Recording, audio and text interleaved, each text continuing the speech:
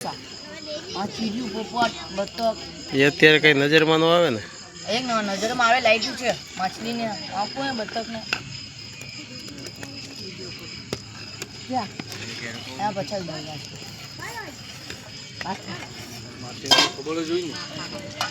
આવી જા તો હટી જતા જતી હટી જા પાછળ જા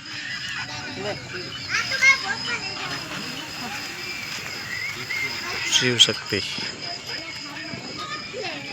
तो खिचड़ी कढ़ी रोटला देसी चूल्हे पर रोटली चढ़ती है भाई। पकड़ता जी अब हम भी चकड़ी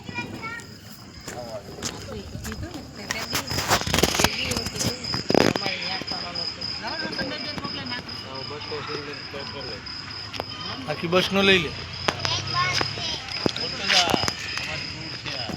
ये हमारी टूर है,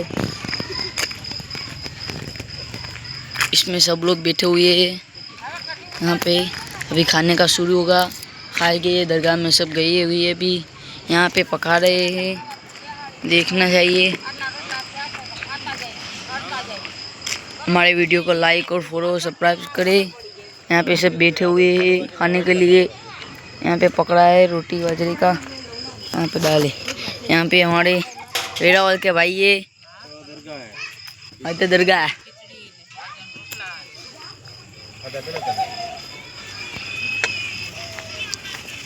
चलो